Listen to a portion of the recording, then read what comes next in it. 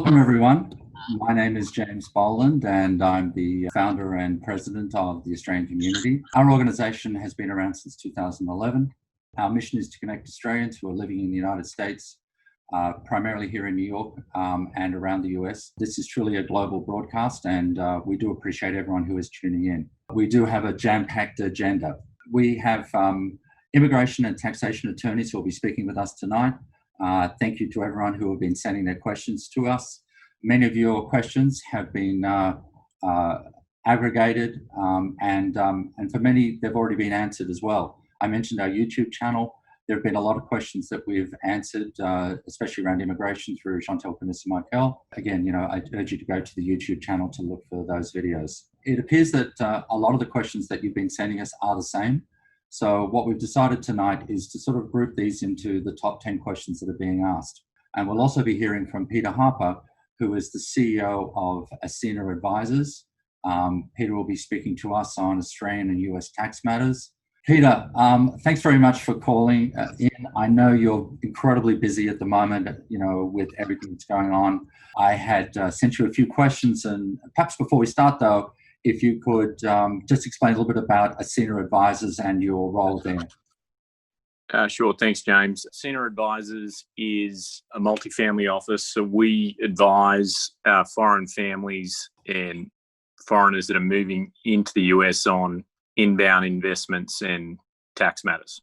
And Peter, I understand there's really two tiers to Ascena Advisors. You also have an organisation, Polo Tax. We do. So James was consistently bugging me and telling me that I was charging people too much. So he's like, why can't you decrease your fees? So what we did was we founded a new accounting firm called Polo Tax about 12 months ago that is, leverages technology and a global footprint to deliver a service that I won't say is as good as the core of our business, but it's very high quality, value driven tax preparation service. So really the folks that are doing their average tax returns and have some footprint in both the US and Australia, that's really geared to that type of expat rather than an expat who might have corporations, family trusts, etc. Yeah, or anyone who just doesn't like spending a lot of money on tax. And as I think you said once in one of our podcasts, anyone who pays the bills. That's right.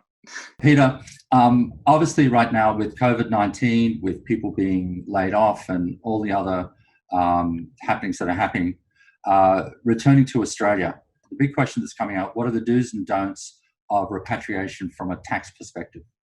The biggest thing around departing a country is always residency. So when are you going to cease to be a resident in one country and start to be a resident in another? Australia has released guidelines that are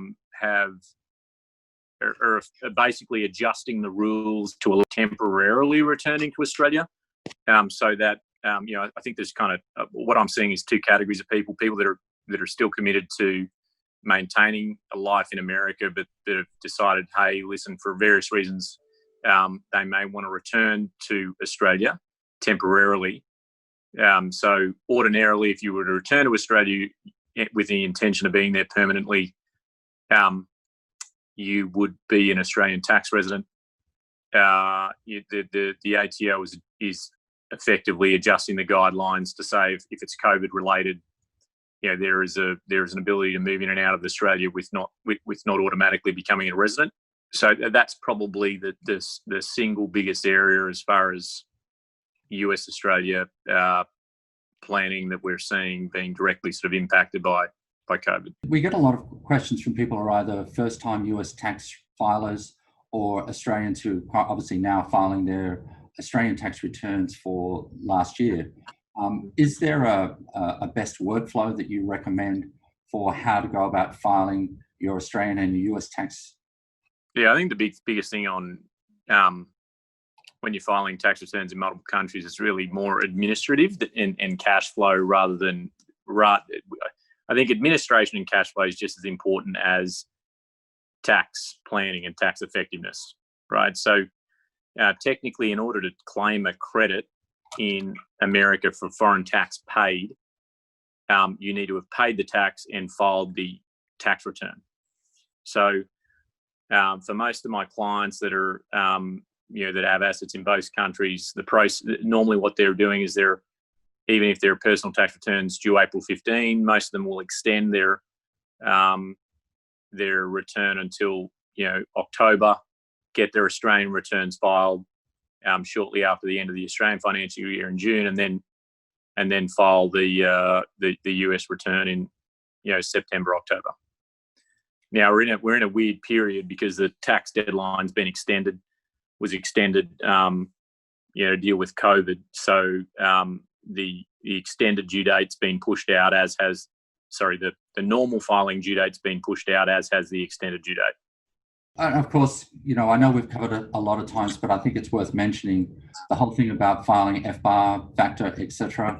I know that we don't want to go into a particularly lengthy discussion about this, but I think it's important to mention, what are the basics that people really need to understand about filing an FBAR report here in the US. Sure. I think the biggest thing that differentiates the US tax system from most other tax systems is their information reporting regime.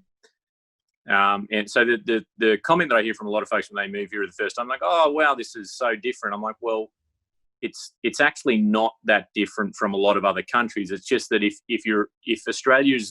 America's the first country you're moving to after Australia, it's probably the first time that you've actually had to deal with international tax issues. That's a really important point. The US tax system is very similar to Australia in many ways. It's just that it for a first-time filer, it might be a new thing. So as a resident of the US, you have an obligation to pay tax on a worldwide basis. The way in which the US manages the audit risk around that is they have you file a number of different forms that attach to a personal tax return that assist with the reporting of foreign bank accounts, foreign financial assets, and foreign structures, so foreign companies and foreign trusts. And so, the single biggest area of risk for new folks that are moving to the US is this information reporting regime, because failure to file these forms or incorrectly filing these forms carry pretty stiff penalties. Ranging from anywhere from 50% of the highest balance of a foreign bank account to 5% of the value of a foreign trust or company. Peter, I know that we covered this in a podcast that we did, I think it was about 6 weeks ago or so, on wills and trust estate planning, etc.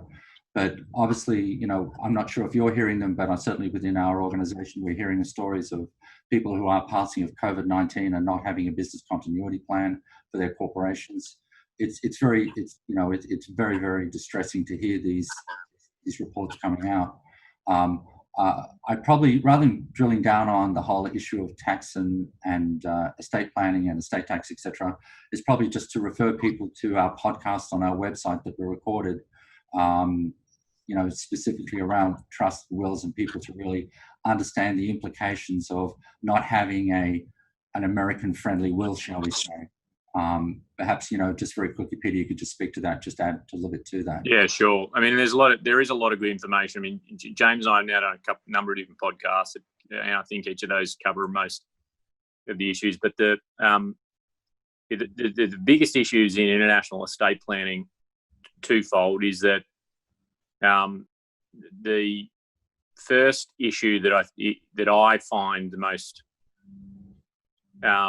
stressful is that if you don't have a will and you have children in America and you're not a citizen, then and you pass away, then your children can become wards of the state, right? So anyone that has children and doesn't have a will should run out tomorrow and get a will.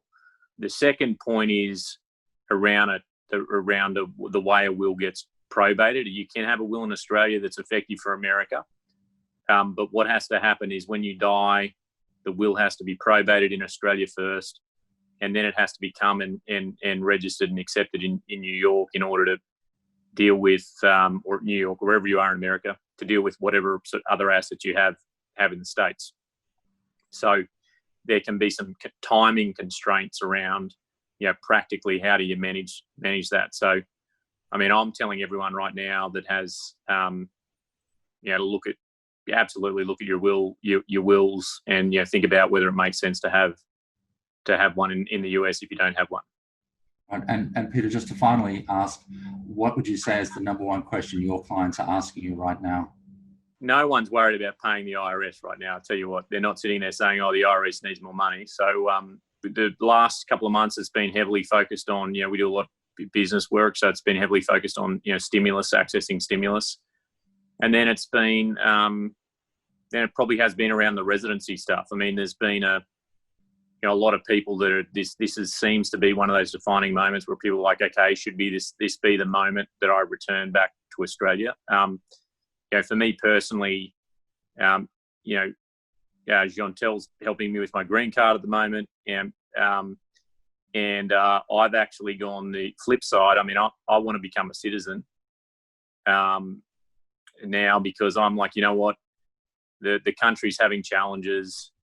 Now's not the time to leave. I love this country. I love the people, and the best way I can make a difference and be helpful is to have the right to vote. So that's my input, and I would say to any Aussie on here that feels the same way about America and loves it as much as I do, that you should do the same thing, regardless of the tax impact. Well, Peter, look, thank you so much. I know you've got to jump on another call with some clients, but we do appreciate your time, and we should definitely get together and do another podcast. When we've got a little bit more, understanding of what's going on right now, because I know a lot of things are in flux. Peter, what's the best way to reach you? If you just hit me up on my email, which is peter@asenaadvisors.com. That's ASENA Advisors, correct? Yep, correct. Perfect. Thanks, Peter. Appreciate your time tonight. Thank you. Okay. Thanks, guys. Bye-bye.